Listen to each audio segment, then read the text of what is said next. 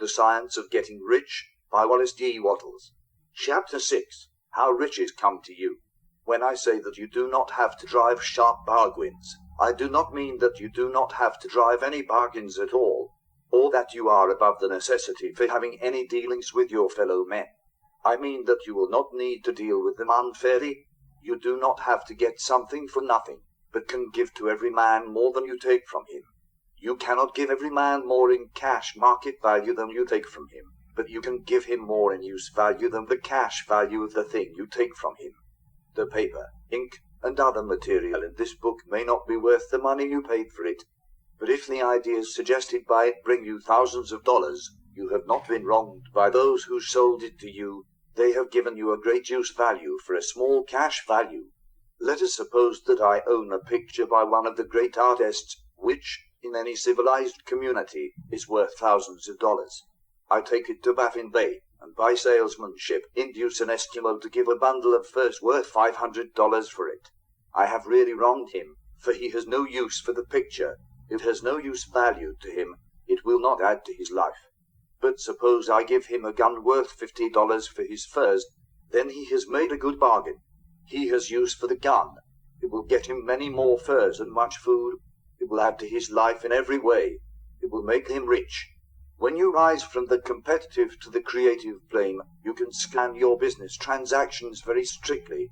And if you are selling any man anything which does not add more to his life than the thing he gives you in exchange, you can afford to stop it. You do not have to beat anybody in business. And if you are in a business which does beat people, get out of it at once. Give every man more in use value than you take from him in cash value. Then you are adding to the life of the world by every business transaction. If you have people working for you, you must take from them more in cash value than you pay them in wages. But you can so organize your business that it will be filled with the principle of advancement, and so that each employee who wishes to do so may advance a little every day. You can make your business do for your employees what this book is doing for you. You can so conduct your business that it will be a sort of ladder, by which every employee who will take the trouble may climb to riches himself, and given the opportunity, if he will not do so, it is not your fault. And finally, because you are to cause the creation of your riches from formless substance which permeates all your environment, it does not follow that they are to take shape from the atmosphere and come into being before your eyes. If you want a sewing machine, for instance, I do not mean to tell you that you are to impress the thought of a sewing machine on thinking substance until the machine is formed without hands, in the room where you sit, or elsewhere. But if you want a sewing machine, hold the mental image of it with the most positive certainty that it is being made, or is on its way to you. After once forming the thought, have the most absolute and unquestioning faith that the sewing machine is coming. Never think of it, or speak of it, in any other way than as being sure to arrive. Claim it as already yours. It will be brought to you by the power of the Supreme Intelligence, acting upon the minds of men. If you live in Maine, it may be that a man will be brought from Texas or Japan to engage in some transaction which will result in your getting what you want. If so, the whole matter will be as much to that man's advantage as it is to yours.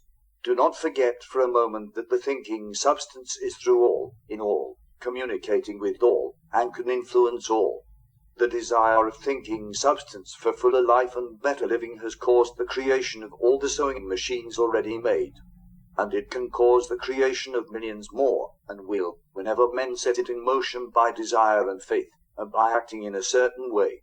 You can certainly have a sewing machine in your house, and it is just as certain that you can have any other thing or things which you want, and which you will use for the advancement of your own life and the lives of others. You need not hesitate about asking largely. It is your Father's pleasure to give you the kingdom, says Jesus. Original substance wants to live all that is possible in you, and wants you to have all that you can all use for the living of the most abundant life.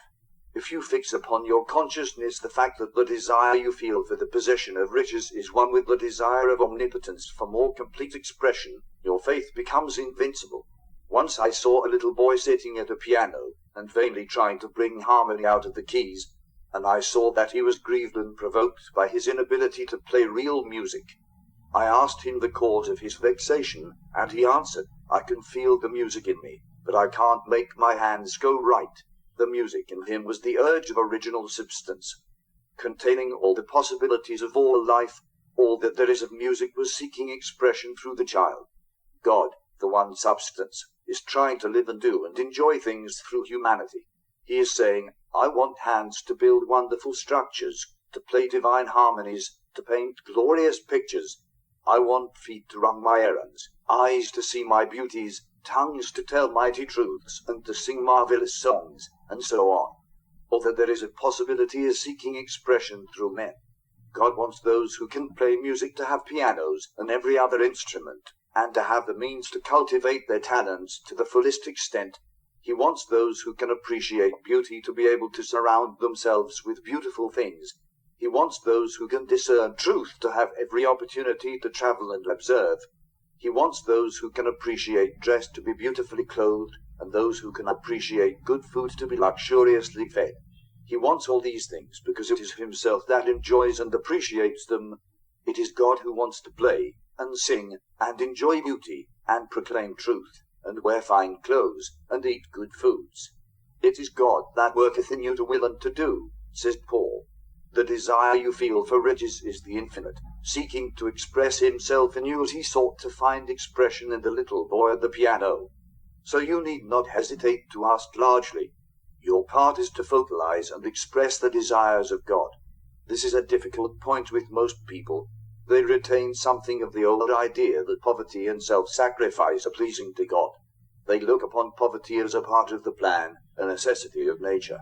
They have the idea that God has finished his work, and made all that he can make, and that the majority of men must stay poor because there is not enough to go around. They hold to so much of this erroneous thought that they feel ashamed to ask for wealth. They try not to want more than a very modest competence, just enough to make them fairly comfortable.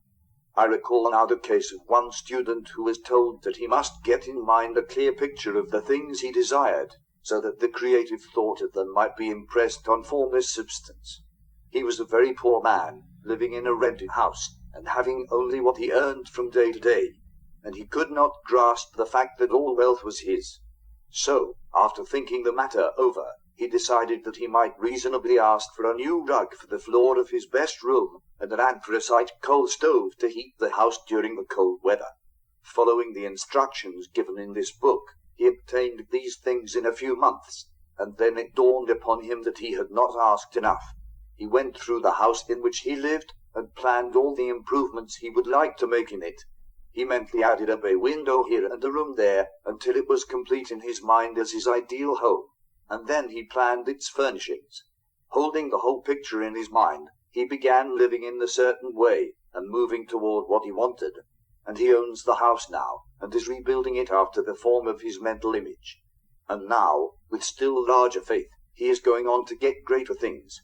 It has been unto him according to his faith, and it is so with you and with all of us.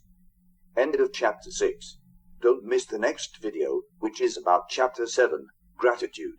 Please hit the subscribe button below and click the notification bell to get notified whenever we upload a new video.